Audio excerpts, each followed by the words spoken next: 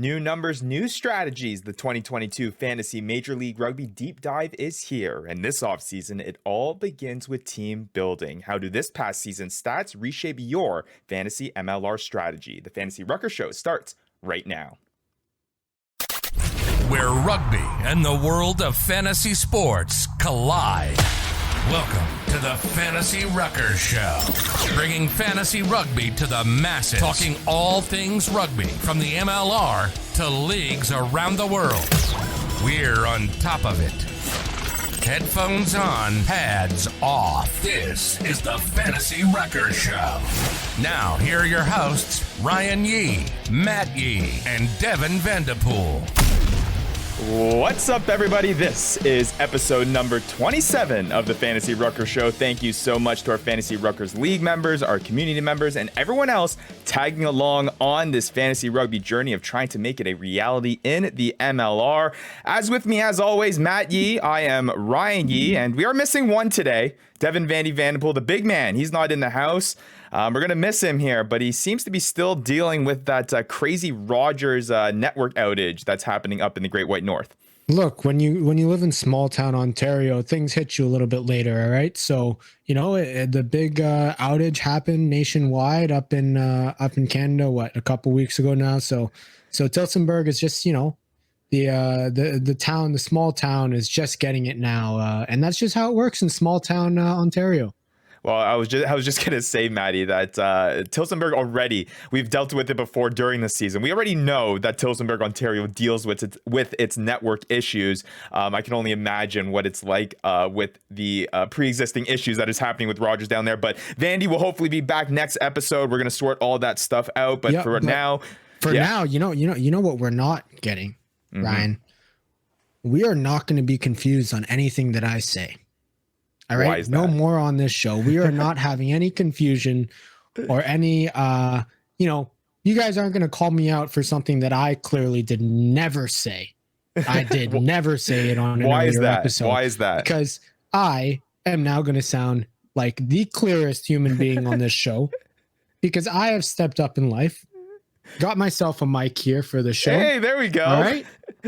Just because I need to make sure that everything that I say is clear and all the toxicity that's coming out of this mouth is heard by you, the viewers, and you guys can hear it with all ears. And all that toxic stuff. It's going to be clear, straight cut. There isn't any losing your words anymore. We're going to make sure that what you say is what's coming out of your mouth, and everyone's going to know it, right?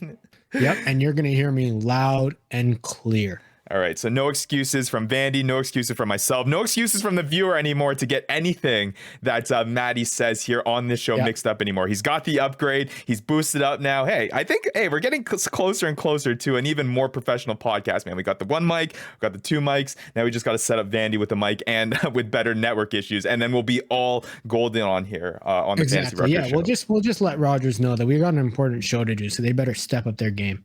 Right, I feel like that's not a tall ask to ask, but lots to get to in this show. We got the latest news and notes with the MLR, and we do have a big Ask TFR show question as well. And like we said in the teaser, the Fantasy MLR 2022 deep dive begins this show. We start to peel back all those stats that we were able to collect in that 2022 Fantasy MLR season. Start to get a closer look at that. Start to break down the numbers, look through them, and really, pick them apart and see what that means for this upcoming fantasy MLR season and how that's going to, like I said at the top of the show, reshape your draft strategy. Matt, I know it's been a couple weeks since the MLR season had ended with that big final between Rugby New York and the Seattle Seawolves. You miss fantasy MLR yet? You miss it yet, dude? I just miss having something to realize that I'm not so good at something. That's about it. Everything else in life, I seem to be doing okay. But Fantasy MLR was the one thing that really kept me humble outside of the Fantasy Rucker Playoff Challenge, because I'm honestly the second goat, the little goat, the baby goat, outside of John. Yeah, you didn't do too bad. But yeah, Fantasy MLR, definitely missing it. But It's all Matt. It's all about balance, man. You have to, that's what I guess Fantasy MLR did for you. It provided that yin and yang for you, that other side to keep you, even keeled. Exactly. But you know what? It provided enough balance. I lost in the Fantasy Rucker League. I was, basically almost the best in the Fantasy Rucker Playoff Challenge. The trend's looking, I'm going to, maybe lose a couple in this offseason. But then when the season comes around next year, I'm coming strong and I'm coming all pistons firing. So you boys better watch out. All right. So missing it a little bit is what I'm getting from all of that. And hey, if you, the listener, if you, the viewer, are missing Fantasy Rugby 2, you can give us a follow at the Fantasy Ruckers. We'll be providing you with fantasy MLR content, fantasy rugby content all off season long at the Fantasy Ruckers on Twitter, Instagram, Facebook, at the Fantasy Ruckers on YouTube. Throw us a subscription there. Leave a like, leave a follow, leave a comment. We've been getting some pretty cool comments on our videos as well. We love to interact with the fantasy rugby community, specifically the fantasy MLR community. And hey, if you want to talk more fantasy rugby and that's not enough for you, you can join our Discord channel as well. The discussion, the fantasy rugby discussion is always going on over there. So let's hop right into it, Matt. Let's get into it. And we're going to start with Ask the TFR Show question this week. Last week, we had Andrew Coe on the show to talk about his championship run and all that. Great episode. If you missed it there, make sure you go check that out. It was a fantastic interview with Rugby New York's Andrew Coe, and we were able to ask him that week about what his most memorable moment was from this past MLR season. That was last week's TFR Show question. This week, with the whole notion about breaking down the starting lineup positions and really looking into the decisions that fantasy managers had to make all fantasy rugby season long, the question for this week for us, the Fantasy Ruckers, is: what was your favorite fantasy MLR position to watch, play with, strategize with? What was your favorite one to follow, and kind of the position that you leaned on throughout this fantasy MLR season? I'll start with you, Matt, if you want to break it down and reveal what position you really leaned on in 2022.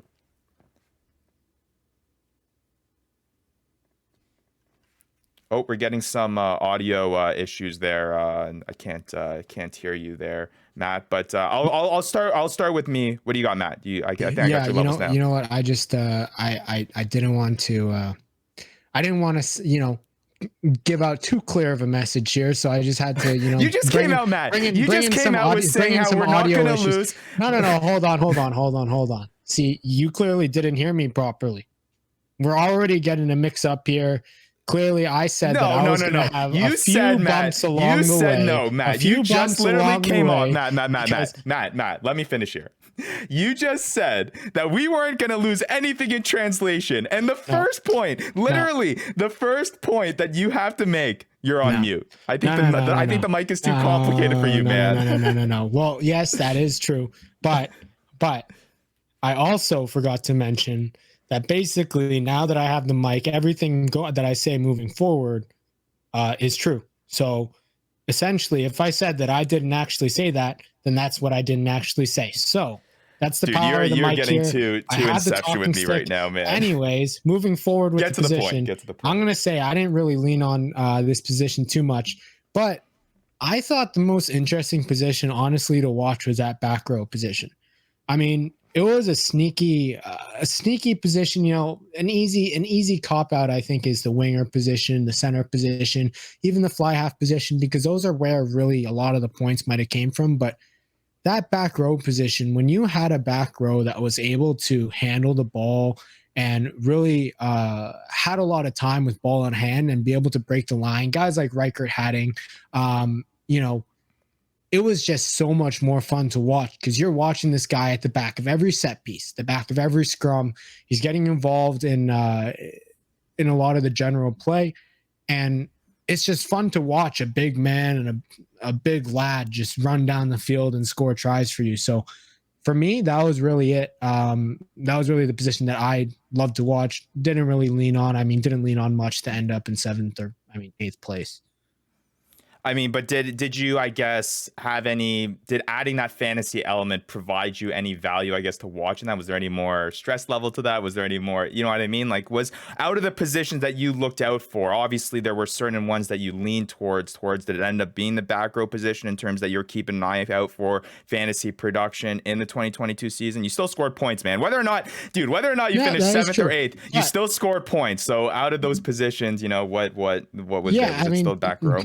To that point, I mean, I would always, as a back growing up, I would usually only really care about the backs, but the back row, it was enjoyable to focus on a different position, and the back row position was one that I was like, oh, you know what, I'm really enjoying watching these guys work around the field and find the way to the ball and find the way to the try line. So yeah, definitely the back row position was it for me. Cool. And Vandy was able, he hasn't lost all network connection. He was still able to shoot me a text with his answer to this week's TFR show question. He had a hard time trying to pick out which position that he really leaned on or had a favorite to watch during this 2022 season. Kind of similar to you, Matt. He said it had to be the 9. He liked watching the flow of the ball go through the position that touches it the most. Obviously, that means if you are touching the ball the most, the opportunity to score fantasy points is going to be there a frequent amount of times. Clearly, Vandy had a lot of fun watching that. And hey, it's funny and it's ironic that Vandy chose the scrum half position, because I think for at least a third to a half of the year, the guy didn't even have a scrum half position to rely on. So maybe he was watching it so much during the season because he wanted one so bad. You know what I mean? You like what you can't have. He obviously couldn't have it for the first half of the season. So hey, maybe he was scoping it out a little bit more than usual, at least for the front half. Hey, look, maybe that's just the yogurt effect, the Holden Youngert effect. Exactly. He really clearly changed the way that Vandy watched the game. So kudos to you, Holden Youngert. You did it. You brought a newcomer on and you made him a fan of the best position in rugby.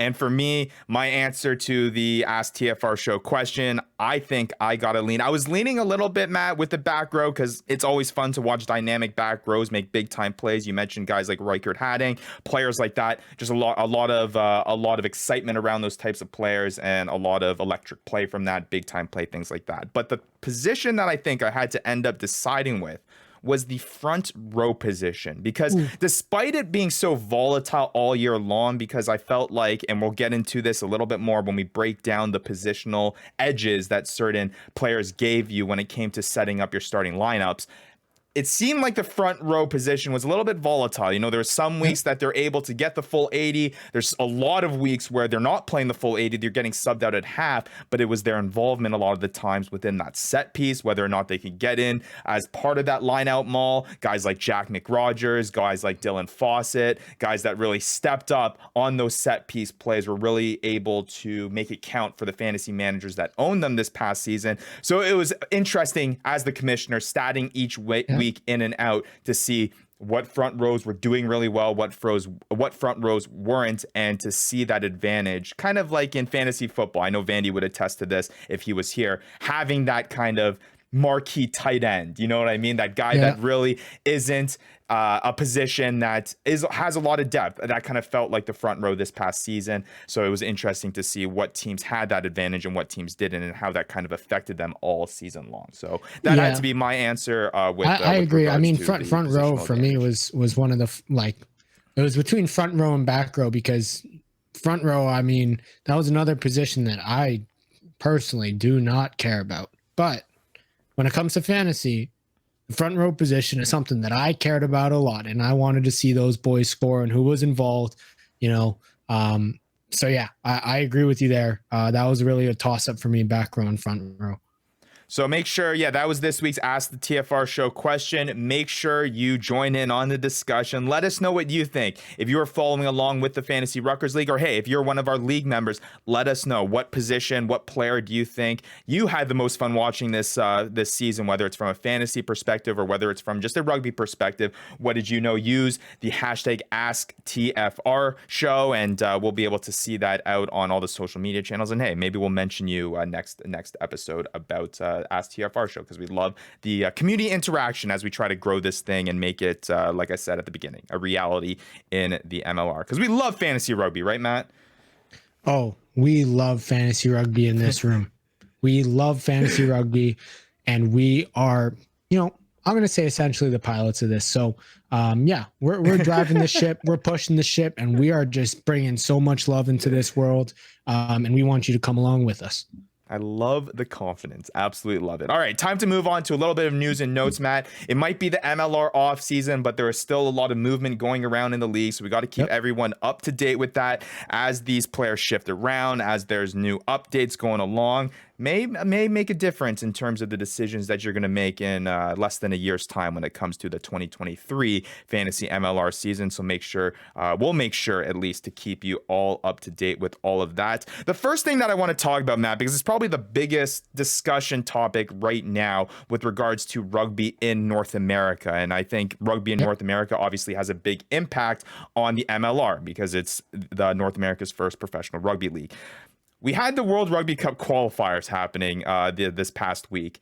And in shocking surprise, Chile, yes, if you're listening to me out there, Chile was able to upset the USA Eagles. At one point, Chile was down at 19-0 in that first half. It didn't stop them. Showed a lot of heart, showed a lot of bravery, showed a lot of courage to make that comeback. And Chile makes that comeback and ends up beating the USA Eagles with a final score of 31-29. An absolute heartbreak for the USA Rugby program. I wasn't able to catch a majority of this game, Matt, and I'm seeing if you're watching on YouTube the expression that Matt has here on camera. It's classic because it's the same expression that I saw when we were just having a discussion like this about Rugby Canada, who also wasn't able to qualify for the World Cup.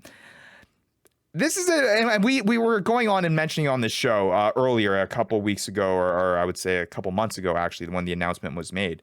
This is a country that is also supposed to be hosting the World Cup in 2033 as well. So, Matt, I'm just going to lay it all on the table here, and I'm going to get your thoughts on this. Not so much on the game itself between the USA Eagles and between Chile, because kudos to Chile. I know that is a program that has been making a lot of strides in development and trying to expand that program and trying to make waves in terms of growing the game within that country. So kudos to them. A very, very hard-fought and well-deserved victory over the USA Eagles. But what are we doing here in the USA in terms of the development of rugby, and what type of impact does this have not being able to qualify for World Cup yet? Yes, they do have the repechage. Yes, they'll play in that 4-team round robin. But man, for a country that's going to be hosting the World Cup in just over a decade's time, Matt, this is not looking good for USA. Yeah, I mean, obviously I can't say much. These guys right here, they're not even having a chance to get into the World Cup. So I'm not going to criticize the US too much, but yeah, kudos to Chile. I mean, it's a great feat to see new teams join the Rugby World Cup, be able to watch new teams join the Rugby World Cup, especially nations like Chile that, I mean, are really working hard to develop their guys. But I think this has more so maybe, I think a lot of the conversation after this game is talking about the MLR. What does the MLR have to do with the USA rugby team? How does the MLR work with the pathway on the for the US rugby team? And I think there's a lot of discussion. I think a lot of people are in consensus that, hey, it's not the MLR's fault. The MLR is providing a pathway. The MLR is providing consistent competition for these guys to stay at home, get paid, and for young guys to join this league and develop. That's not it. I think that, you don't have to knock USA when you can look at Chile and say, hey, they're doing a great job and doing what they're doing.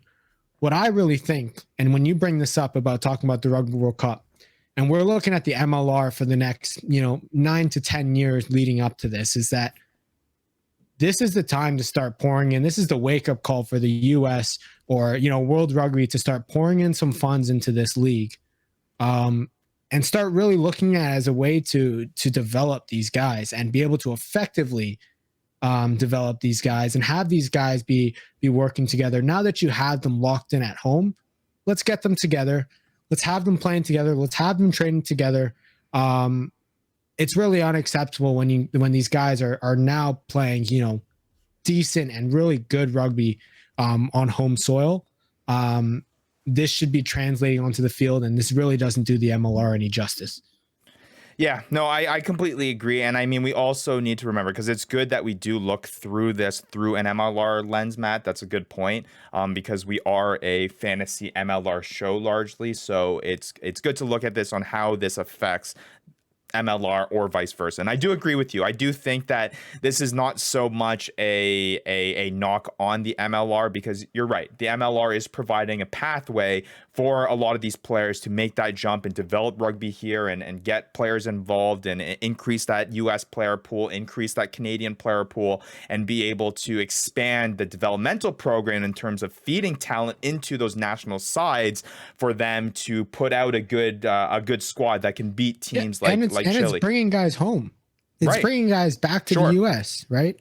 Just like you said, just wanted to throw that point. Like guys like Paul Lasike, guys like Nick Chavetta, these guys all came back from overseas so that they can play in the US, so that they can play on home soil and play with more US guys more frequently. So it's doing its job. I think it's doing its job. And unfortunately, the loss, like I said before, the loss to Chile really doesn't do the MLR justice when it really shouldn't be a talking point. And it's obviously a knock, because when you talk about North American rugby, obviously you're going to talk about the Eagles, you're going to talk about Rugby Canada, and you're now obviously going to talk about the MLR. So just with its affiliation with that discussion and with that conversation, people are going to shift to that side where, hey, this is not a good look for the MLR. I agree with you, Matt. I don't think it's as big of a shift and as big of a knock, because, hey, maybe we haven't seen the ripple effects of the MLR yet. This league has only been around for, I believe, 5 seasons, and it's 5 seasons of not full capacity. This past season was the first year that we had 13 teams in the league, right? And in the early days of the MLR, they didn't have that. So the developmental system wasn't as established. So maybe it's going to take another 5 years to finally see that framework pay off in the long run. So I'm still a little bit optimistic, definitely a little bit more optimistic than I'm seeing on a lot of different social media channels. So it'll be interesting to see how this kind of develops. And to your point, Matt, a wake-up call for USA Rugby to turn things around. Maybe if you had to pick a time, now is the time to have this kind of shocking defeat, because you still have the repechage. You can still go out there and qualify for World Cup. It's going to be questionable on whether or not they'll be able to get that, because it's hard to not question his side when they were expected to easily beat Chile. But hey, at least it's not in 2033. Right? At least this is not the qualifier for 2033. It's a wake-up call. Hey, we got to shift things around. And when it really does matter, when it is rugby qualifying time for Rugby World Cup 2033, when it is on home soil, your home soil, you're not going to be making that same mistake in terms of losing to a team that you should be beating at a qualifier that you need to be booking a ticket to in terms of 2033 year. Not as much pressure here, but still very disappointing for USA Rugby. And I mean, last point here is just 2033, they automatically make it to the World Cup.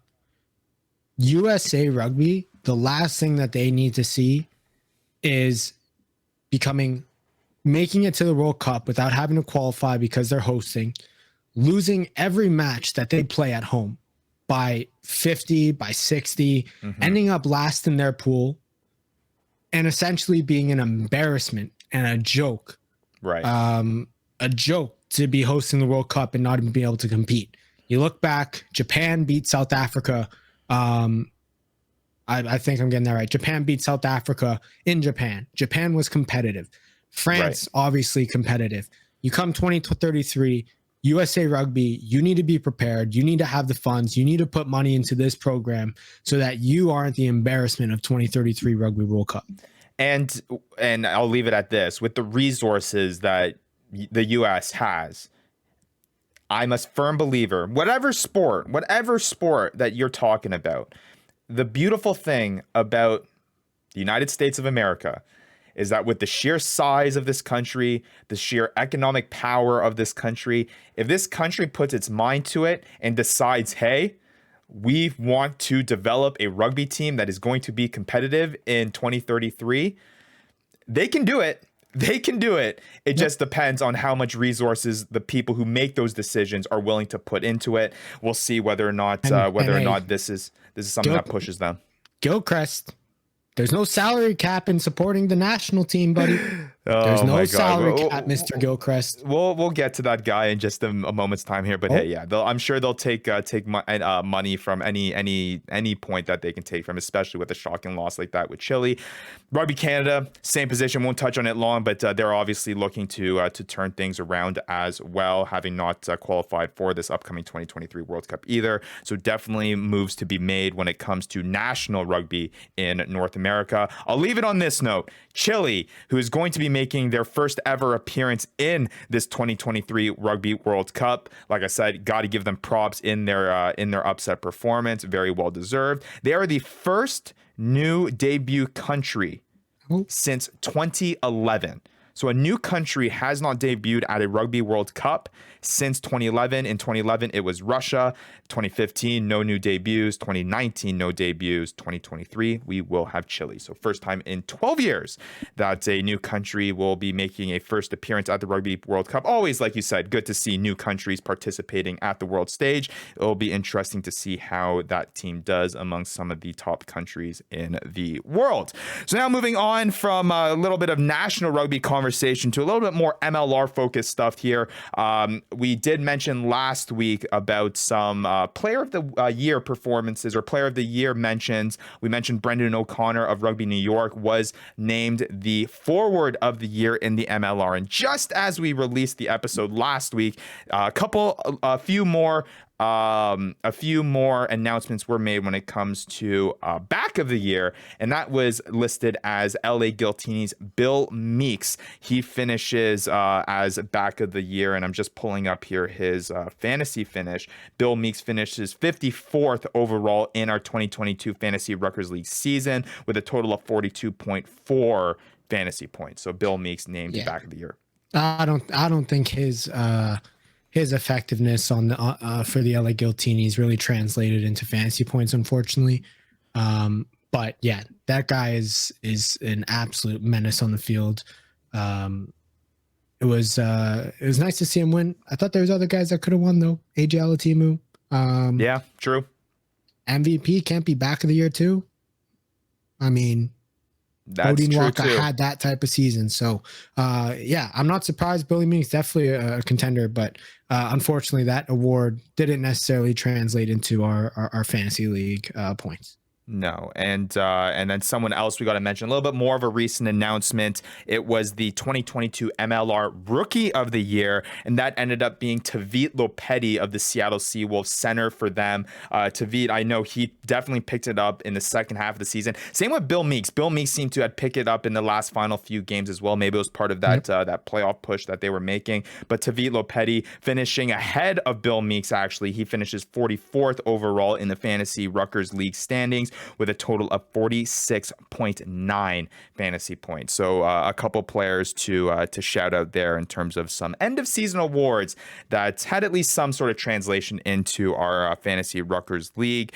So definitely got to give those guys a nice little shout out. And like I said last year, it is good to see, and maybe they're not the top, but at least somewhat, Matt, that there is a translation between the awards that they're handing out, those all MLR selections that we mentioned last week, how basically all of them were at some point on a fantasy MLR roster. It's good to see that translation from real accolades to fantasy rugby accolades. I guess it does mean that I guess we're doing something right here in terms of our format and our structure. I mean, hey, we know Tavita Lopetti was crucial for Rugby Morning's kind of push at the end of the season as well. So that guy was definitely someone that we talked about quite often on the show during the season, because he found a way to translate things into fantasy rucker points and fantasy points as well.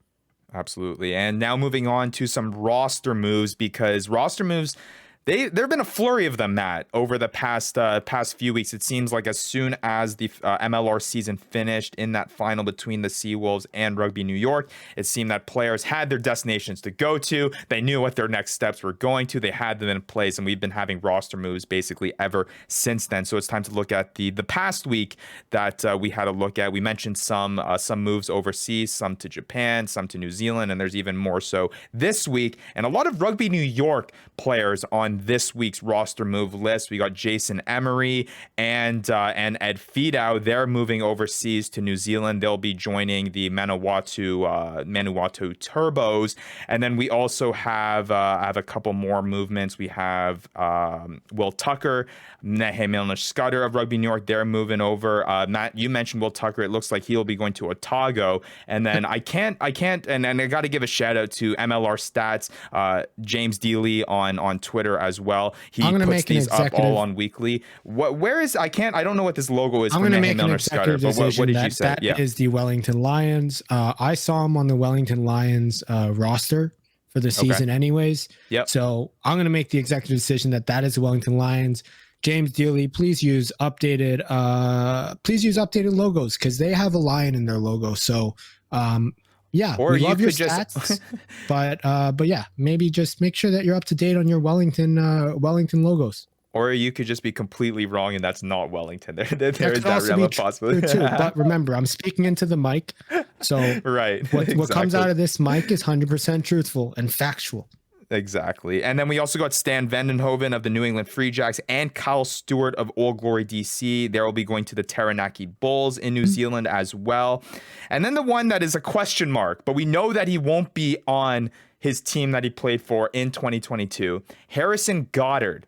That big time player, big time fantasy player this past season. He's not returning to the LA Giltinis. And I don't know if I'm reading a little bit too much into this. I don't know if I'm looking into too much of this decision, but it feels like there may be some sort of link to all that fiasco that's going on in terms of, the Giltinis and the Gilgronis. Are you finding yourself in some Gilcrest rabbit holes, Ryan?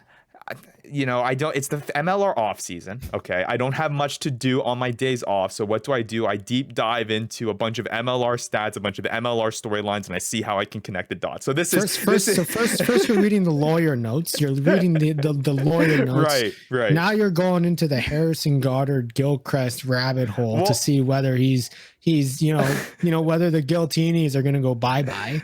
Well, all I'm saying, all right, and none of this is based off of reliable sources. This is just my opinion. This is just me thinking out in the blue here. But there were talks that the fact that, okay, we have the Gilgronis and they supposedly, and again, this is all through hearsay and none of it has been confirmed, but there was supposedly a deal in place to purchase the Gilgronis, correct? So there isn't much worries in terms of where the Gilgronis will be next season. I have heard worries in terms of if the Giltinis are going to be around in the MLR next season. And the fact that we have one of their best players saying that they're not returning to that team, who has been a staple of the Giltinis for at least the past 2 seasons, right? He hasn't said where he's going. He just said he's leaving. The fact that there's this ambiguity, just, there's something, I feel like there's something up here. So I don't know if I'm making a stretch there, but it does seem that we haven't really heard anything from any Giltinis players. And now the only thing we're hearing now coming out of there, at least as of the latest news, is one of their best players leaving the squad and we don't even know where to yet. It's a little bit weird, a little bit funky for me, Matt. Hey, look, the LA team is not going anywhere. We will always, I think, have an MLR team in LA. Whether they're named after a stupid martini, we'll see. We'll see what happens there. But the LA team isn't going anywhere. Where Harrison Goddard's going, clearly he's decided that he's going somewhere. So who knows? Who knows where he's going? I think you're reading a little bit too much into it, but hey, you gotta fill your time in the off season with something. You're thinking about fantasy rugby all the time. You're trying to figure out the implications. I get it, Ryan. I understand. It's a tough time being in the off season as the commissioner and the host of the Fantasy Rucker League. So yeah, I sympathize with you, but hey, maybe get a hobby once in a while, This is my hobby, Matt. This is what I do now. It's MLR. It's MLR or fantasy MLR, and that's all I talk about. And when I don't got that, I'm looking into roster moves and how that may affect the teams in the MLR. I'm doing some investigative work. But that's the dedication of this man, of this commissioner, of this host that you guys are seeing on display right now. Just nonstop brain talk, thinking about fantasy rugby and fantasy rugby implications.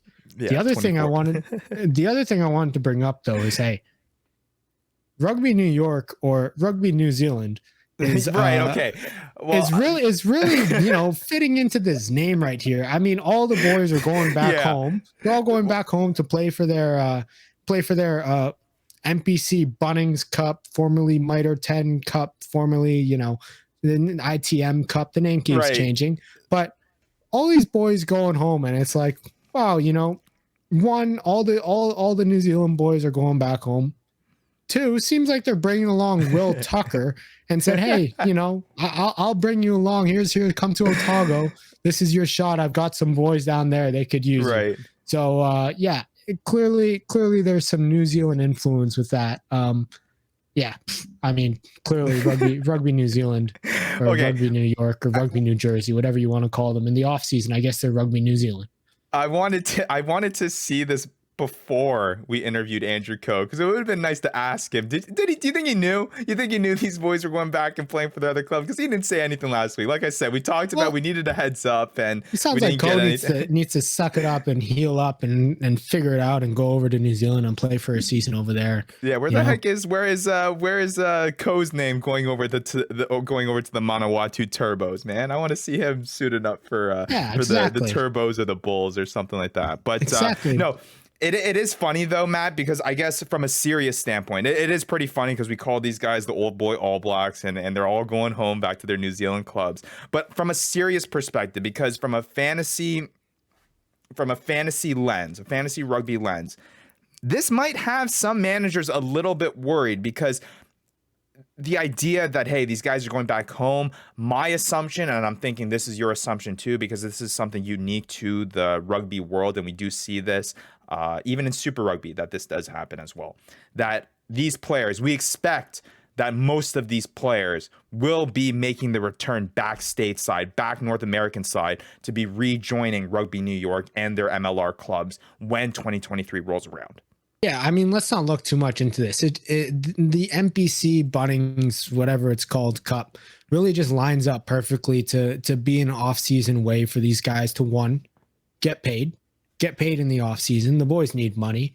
MLR isn't giving them too much. So, hey, they go home, they get paid in the off-season to play for their hometown, get to see family, go back home and everything like that.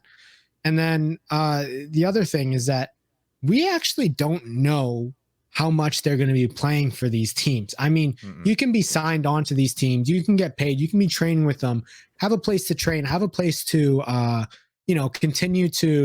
continue to kind of have an environment to be able to, get paid to be training in. But you don't have to play the full season. I mean, Nehemiah Scott, I promise you, he will not suit up for 50% of the games. I could be wrong, but I'm going to say he's not going to suit up for 50% of the games. But yeah, I don't think we should look too much into it. I think that these guys will be able to come back, especially guys like Jason Emery. I mean, that guy is a staple to New York. If he was leaving New York, I feel like there would have been something said already. Right, and that's the thing too, is that for a lot of these roster moves that we are seeing, we're not seeing much social media activity from, let's say, Rugby New York or whatever. I believe I would imagine that if Emery was moving on or if Ed Fidow was moving on from Rugby New York, we definitely see something from their end. So that is something that is encouraging as well.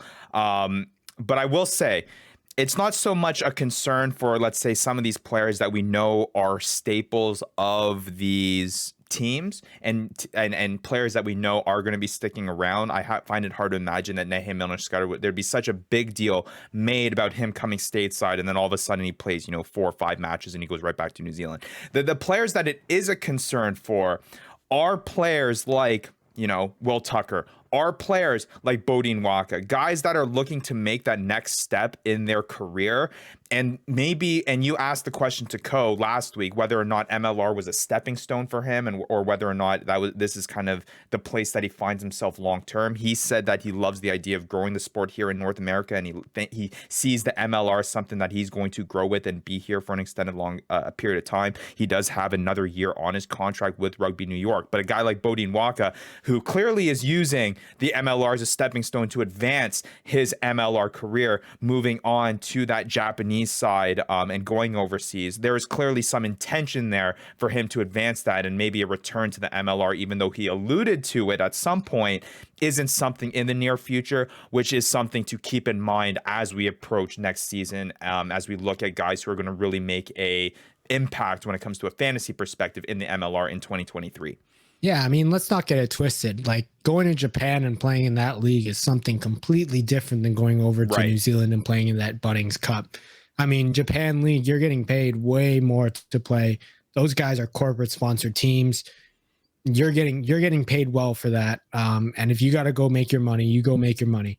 But the NPC Bunnings Cup is not a place that guys go and make their money. Every league's got an off season. What these guys do with their offseason, if they want to continue to play rugby and get paid, then that's what they got to do. I think these guys that are going over to NPC Bunnings Cup, unless they, stand out and get a contract with a Super Rugby team, I can't see why they wouldn't come back and continue to make money here in the MLR, as long as, the contracts clearly allow them to do so. So, again, I even with the non-staple guys, when you're going to leagues like the NPC Cup or NPC Bunnings Cup, I don't think it's something that fantasy managers need to look too much into until, a decision or an announcement's actually made.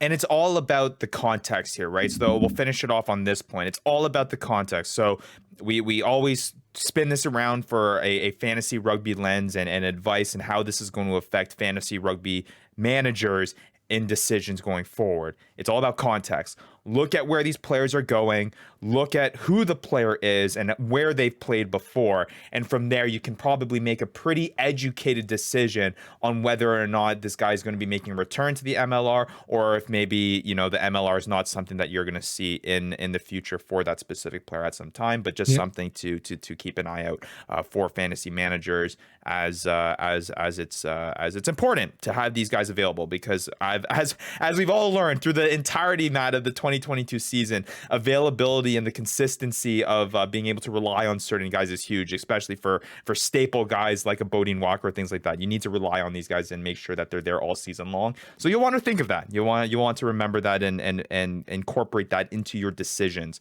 moving forward. And one thing, I'm going to wrap up the news and notes here before we move on to a little bit of a deep dive here. Our very first statistical deep dive of the 2022 MLR offseason. Just everyone reminder, the MLR 2022 Collegiate Rugby Draft is set for August 18th. We here at the Fantasy Ruckers are going to see whether or not we can do something with that. It's cool to highlight some of these young guys, these young stars that will be making an impact in the league. We just mentioned Rookie of the Year, Tavit Lopetti. He was from the 2021 Collegiate Draft, I believe. So seeing the potential of some of these new players is going to be very interesting. And some of these guys are definitely, obviously, like Tavit Lopetti, going to have a fantasy rugby impact. So there'll be names that you'll want to look out for.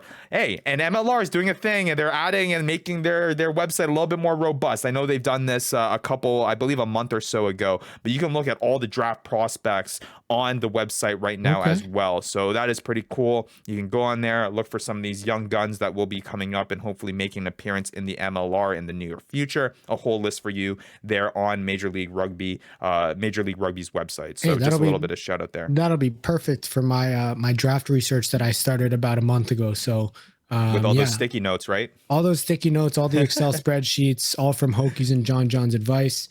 Already started. I'm going to make sure to have those players in my database. Make sure I know exactly who I'm picking and who to look out for from that draft. Just before we move on to the the fun, spicy statistical fantasy info that everyone's been waiting for. Everybody's been waiting for. I know I've been waiting for it. I just want to shout out friend of the show, Jack McRogers. One, congratulations on your first cap. And two, congratulations on your first international try on your first cap. There is no other way that I would expect Jack to do it, but at the back of the mall with his face in between two cheeks. So love to see it. Congrats, buddy. Just wanted to point that out and get that out on the show before we wrap this up. Cool. Yeah, and then you can check out the interview we had with Jack McRogers a few weeks back. Really, really good interview that we had with him talking about his 2022 MLR campaign with the Toronto Arrows as well. But yeah, hey, congrats to Jack for getting that first international cap with Canada and obviously scoring that try like he did all season long with the Arrows as well. Same fashion as well. Yeah, exactly. All right, time to move on. We dove a little bit into those stats deeper there and really, really broke it down. But that's good though. It's a lot of important decisions that we'll have to make going forward with the with fantasy rugby, and a lot of those news is going to have a huge impact on those decisions that you'll make into next season. And something else that's going to have a big say into how you'll make the decisions in the 2023 fantasy Major League Rugby season is some of the stats that we were able to compile this past season. And like I mentioned at the start of the show, it's all about now during this offseason, now that we have the time and we don't have the matches going on weekly.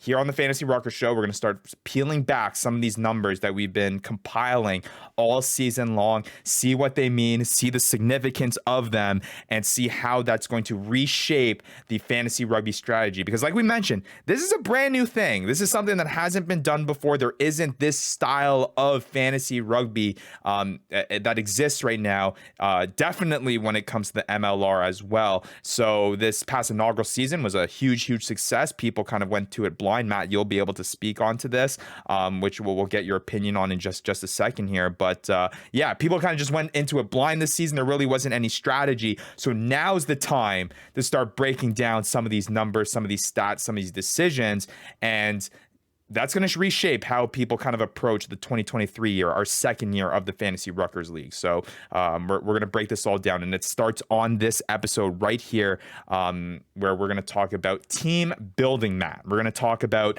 the importance of the decisions that people made when it came to their Fantasy Ruckers starting lineups, what they went with. Did they give them an edge? Did certain positions give them an edge? That's what we're starting with. The Fantasy Rugby Deep Dive begins now. Are you excited for these numbers, man? You know, I'm excited. I'm just glad that you're really talking with Vandy and I, two experts on team building, clearly with the finishing standings of that season. But hey, I'll provide all the insight I can, and whether you take it or not, that's up to you. Hey, team building all starts at one point. Hey, you got to just start with the team, and then you go up from there. Everyone starts at the bottom. Matt, you'll use some of these tips here. Hopefully, maybe it'll reshape your strategy, and hey, maybe you're going to be at the top rather than the bottom in the prolonged Fantasy Ruckers season. Something seemed to work for you for the Fantasy Ruckers challenge, like we said, and maybe it was something that you accidentally did here when it came to these numbers. But before I get into it, and before I dive into all these nitty gritty numbers that are pretty interesting, I want to get two things from you, Matt. First, we're going to talk about your approach into this season. Like I mentioned, going blind just based off the straight rules that we had outlined at the start of our inaugural season. But before you answer that question, if you had to take a guess, which we're going to get into right after your kind of reflection into the season and outlining your initial strategies, what do you think was the position that gave teams or fantasy managers the biggest edge when it came to their weekly matchups? Yeah, I'm going to go front row. Front row. I think front row gave people the edge. I think it was hit or miss with these guys. I think you brought it up perfectly, and this kind of leads right into what my strategy was, or what my initial thoughts and strategy was going into the season. That the depth wasn't that big. You didn't know whether you're going to get 80 minutes from guys. I mean, really, you expected only to get 40 minutes, so you were really looking for tries.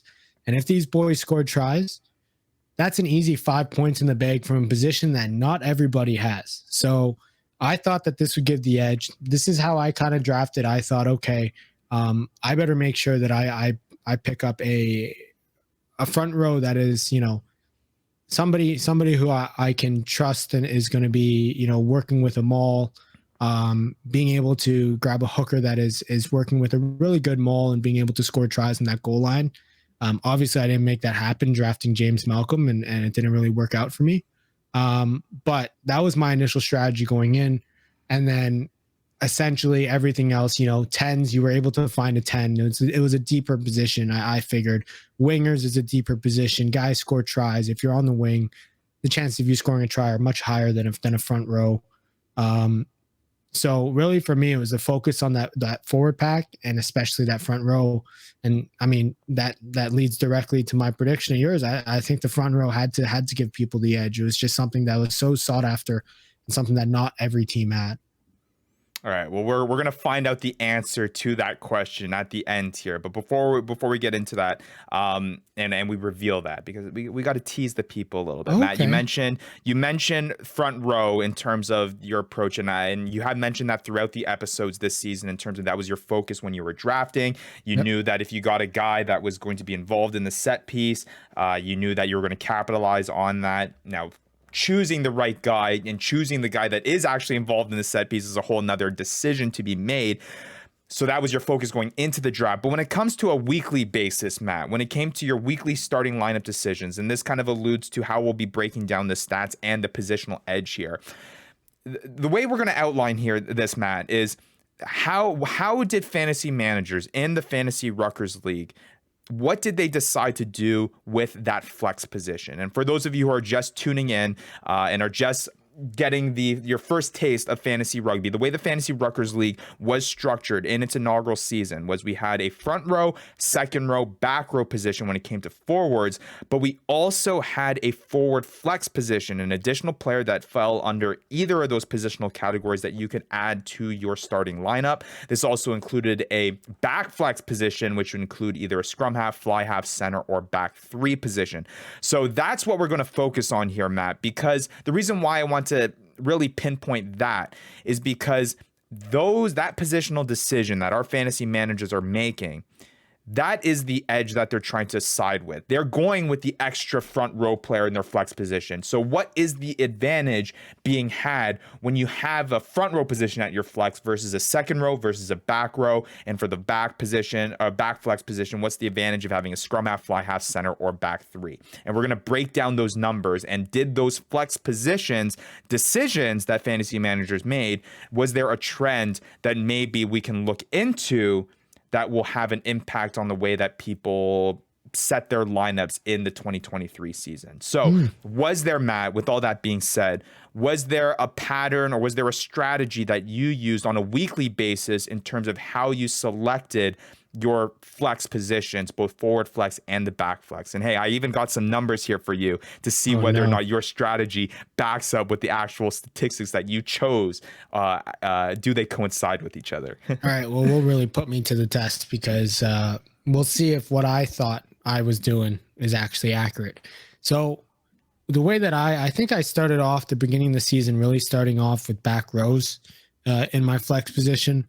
I figured that the front row position isn't too deep. The back row position probably has more chance of, getting try assist, playing full 80, at least being able to get 1 point out of that forward flex position. I believe I started really looking to get number 8s, into the forward flex position. And then I think closer to the end of the year, I started moving towards, taking flyers. I had nothing to lose, I guess, at the end of the year. So I started taking flyers at the forward, picking another front row guy that I thought maybe, coming off the bench, maybe could put in a try. And then with the back flex, I mean, I don't think I ever put a 9 or 10 in my back flex. I think I always put a center or back three. The back flex for me was essentially who the heck is going to score, who the heck has the best chance to score. Right. Because backs, I could probably get 1 point as a given for most backs. But who's going to get that try assist? Who's going to get that? Who's going to get that try? That's where I think it would have made the difference in that flex position. Now tell me if I'm wrong. Tell me how wrong I am, Ryan, please.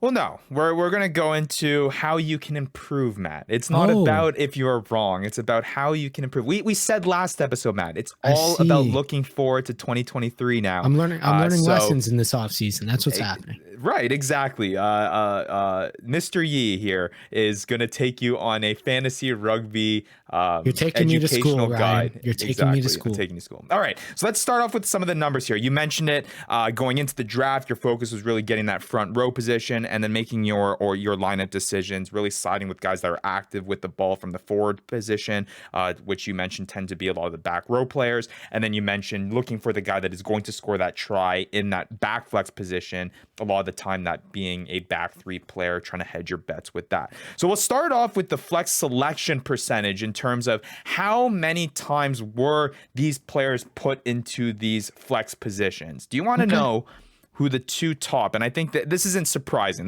We're starting off slow here with nothing too crazy here with these statistics, but the two positions that were selected the most at the flex position, 65% of the time all season long, the back row was selected as the forward flex. Like you mentioned, pretty standard there. I think a lot of people had that same thinking as you. Yep. Back row players tend to be very, very involved in the offense. So guys are going to hedge their bets there with that position, with that activity surrounding ball carrying and score trying opportunities. 66.67% also siding in terms of the back flex position, the back three. So I think that percentages and that pattern fits exactly with what you just noted here, Matt, about you're really counting on guys that are involved with the ball when it comes to forward positions, and then it really comes down to who's going to score that try in the back flex position, that often being either a winger or a fullback, which is our back three category. So nothing too surprising there. Now the important stuff, though. We're getting into the win rate. What position, what flex position is giving fantasy managers the biggest advantage in terms of how often are they winning when they are selected? And this is actually going to be a surprising answer. And you kind of touched on it, Matt. Not many people had the luxury of being able to select a fly half or a scrum half in that flex position. But what this number tells me is that next year, there may be a strategy involved in terms of trying to pick two reliable fly halves, whether that being an early fly half ball distributor or a late to maybe two middle round ball distributors that you know that are going to at least play 80 minutes. 85.71% of the time a fly half was selected, that team won.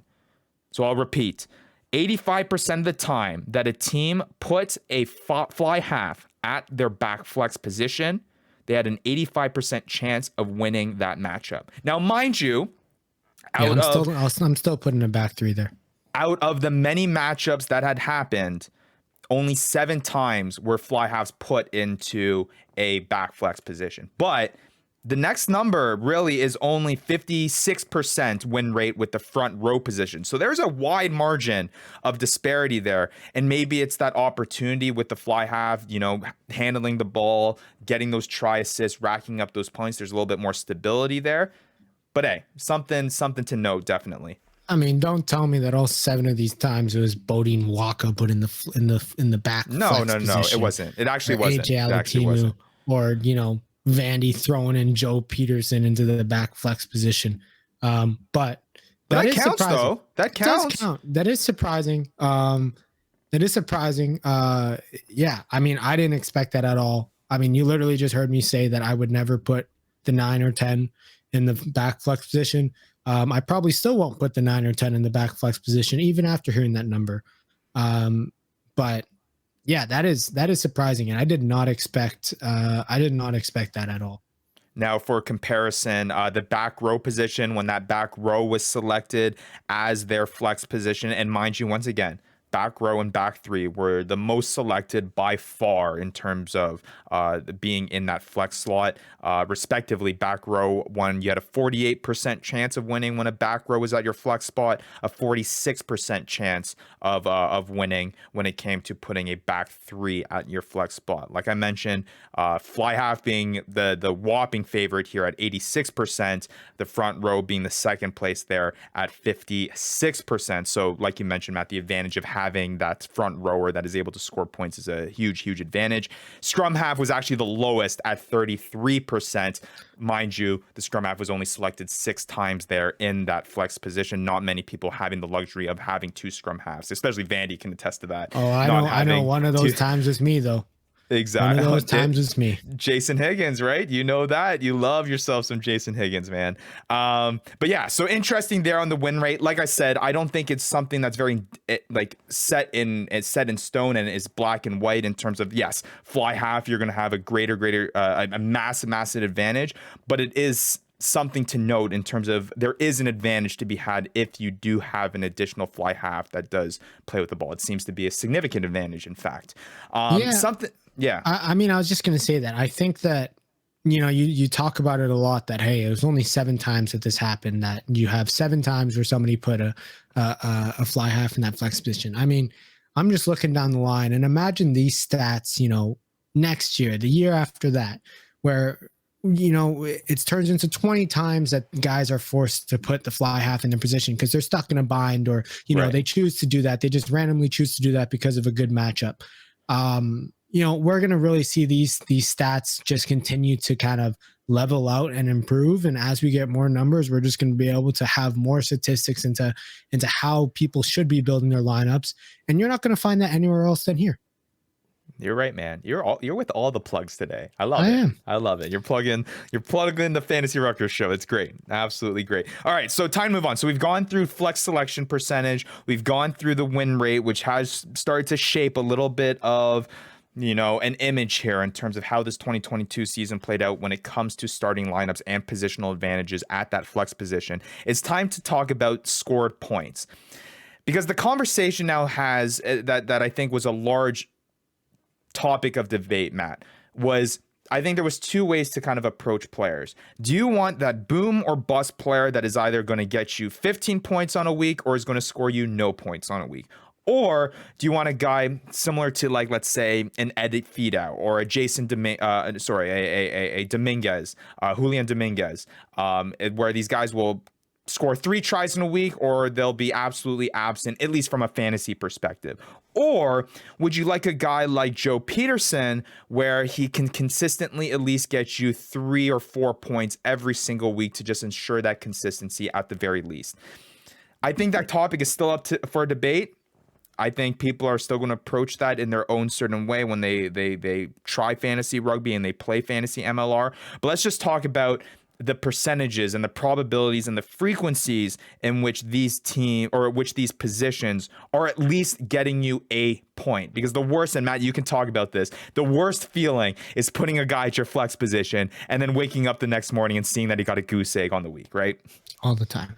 All right. So let's break down what the points rate was. And the position that had the highest frequency or was the most likely to walk away in a week, guaranteeing you at least 1 point, was the center position at 89%. So pretty often that's 89% of the time. If you put a center at your flex position, they're going to score you at least 1 point 9 out of 10 times at the very least. So. Yeah, no surprise there. When you look at the comprising of a rugby bench, you have a scrum half or a 9 sub, a 10 sub, and a utility sub. Most of the time that utility sub is somebody who comes into the back 3. No surprise there that the center position is one that plays the full 80. And the position with the lowest points rate, front row.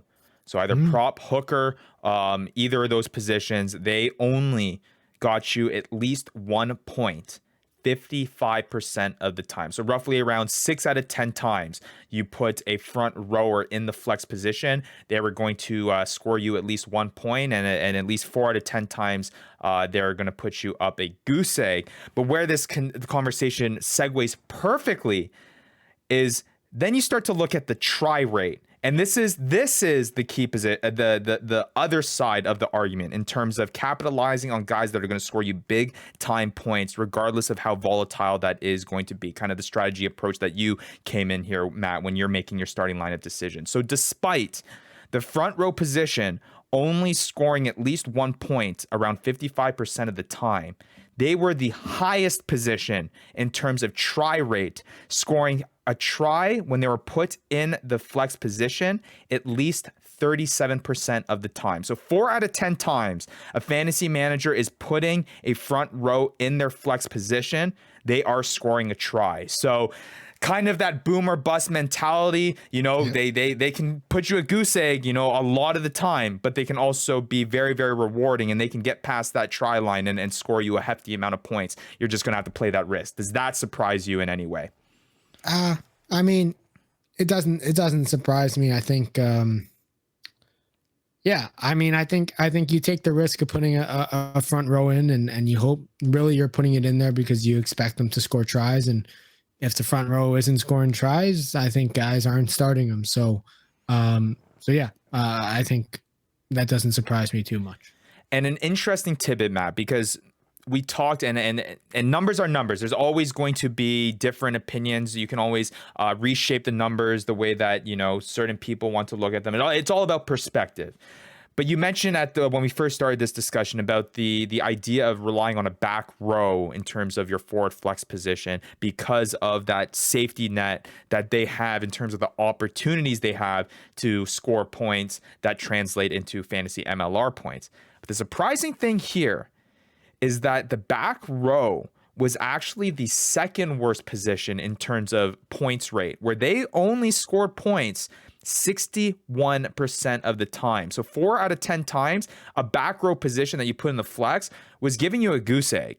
So not as safe as a lot of people may have predicted that the back row position was being. And for comparison, you look at the back three position, 82% of the time was at least scoring you points, and then we compare that to the second row position in terms of the forward flex position. They were returning you points 80% of the time. So clearly, there's more volatility in terms of points return when it comes to fantasy points, which makes sense because forwards tend to be subbed in and out much more frequently than backs do. But still, for a position that was heavily or thought to be heavily relied on, not as consistent as people may believe them to be in terms of at least scoring you 1 point. From a try perspective, they were up there, but nothing spectacular at 20% of the time. So you compare that to the front row position, almost double the time the front row position has that try scoring ability versus the back row. So interesting comparison there. Yeah, but I also think that when you look at it, you're not putting a second row in the flex unless you're pretty sure that he's going to put up at least a point for you. Back rows are kind of like, it's a popular thing to throw in. Not 100% sure. You just kind of hope for the best. So surprising, yes, but I think it's kind of expected. Yeah, and to that point, like I said, second row position, 80% of the time scoring at least 1 point, but only putting up a try 7% of the time. Only one time all season long did a second rower score a try from the flex position. So if we had to lay it all out in terms of what the numbers are telling us here, is that a little bit more volatility when it comes to front row and back row at that flex spot than you may have expected. Maybe not so much for the front row, but definitely for the back row. However, that may pay off in terms of that try scoring ability with the front row position way ahead of there at almost 40%, and the back row following close, a little bit far, but close enough behind at 20%. So volatility versus that safety net, I think, is the big question that we will be having, and the discussion that we'll be having moving forward throughout this entire offseason. So definitely very interesting. Just to add to that, back row position, and this just adds into the frequency at which these positions were selected for the flex position.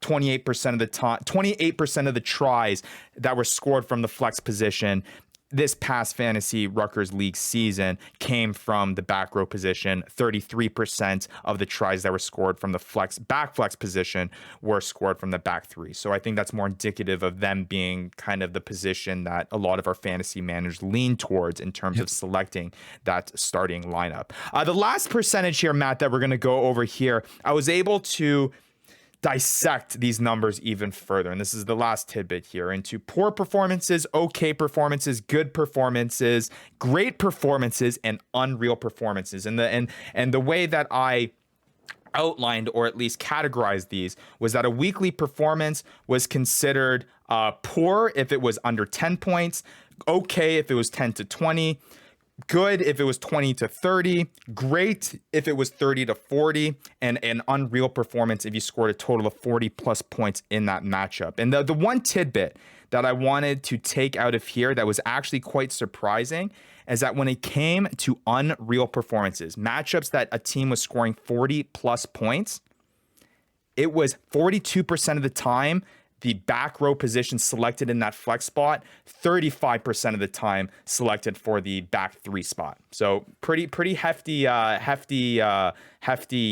selection there in terms of if you're scoring mega points, it's usually coming from that back row, back three, just adding to that volatility of the boom or bust type idea here.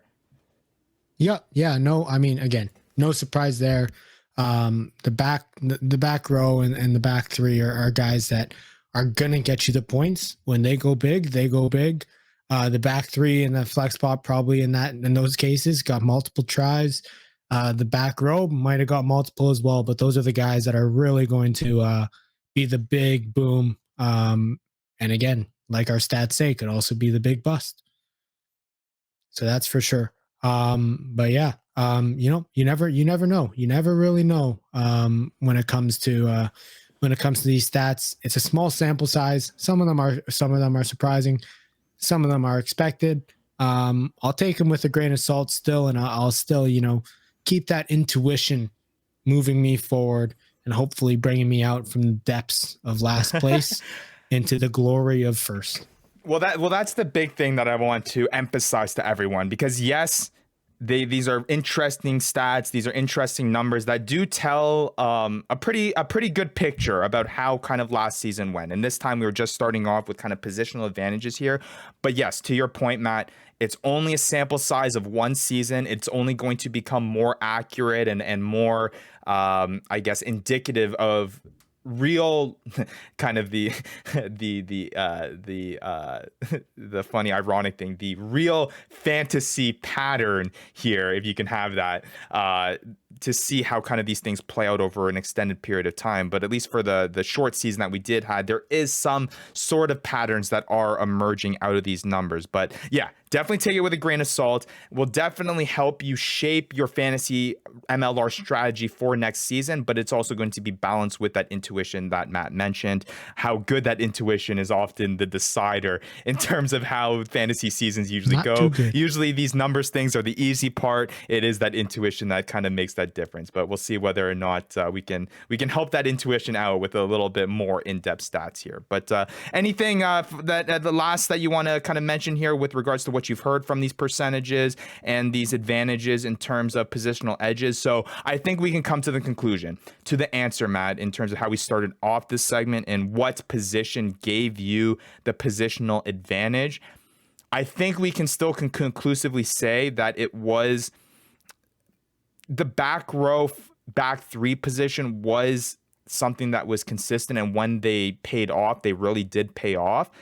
But I think my final answer here, Matt, I think it's front row, man. I think it's going to be the same thing that I mentioned at the top of the show, is that if you can get that guy, if you can get your front row guy that you know is going to be involved in a set piece, and this is the other stuff that we're talking, that is going to be that intuition that is in addition to the numbers.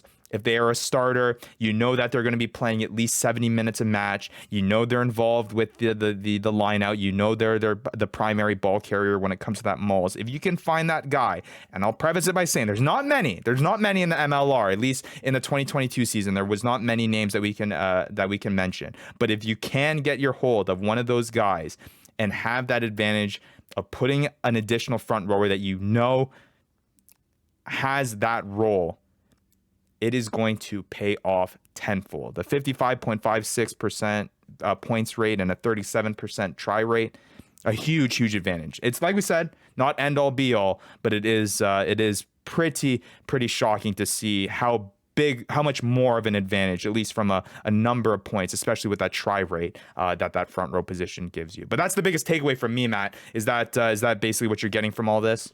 Yeah, seems like you hit it right on the nail. But yeah, again, I'll take the numbers with a grain of salt. We'll see how it actually plays out as we continue to go through these seasons. Sounds good. And like I said, this is just the start, Matt, and everyone listening and everyone watching.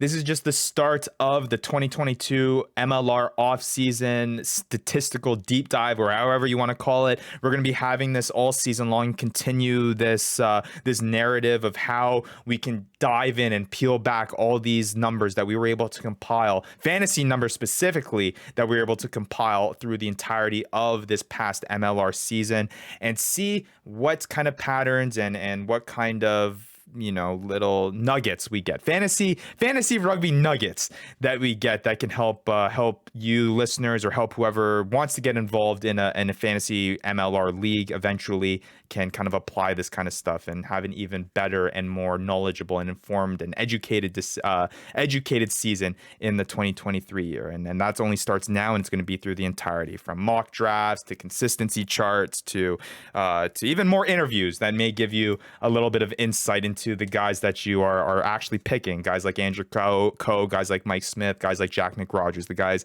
that you're actually selecting. We hope we can talk to them and provide you some insight into the MLR from both a rugby and fantasy rugby perspective. But anything you want to add to that, Matt, as we close out the show here?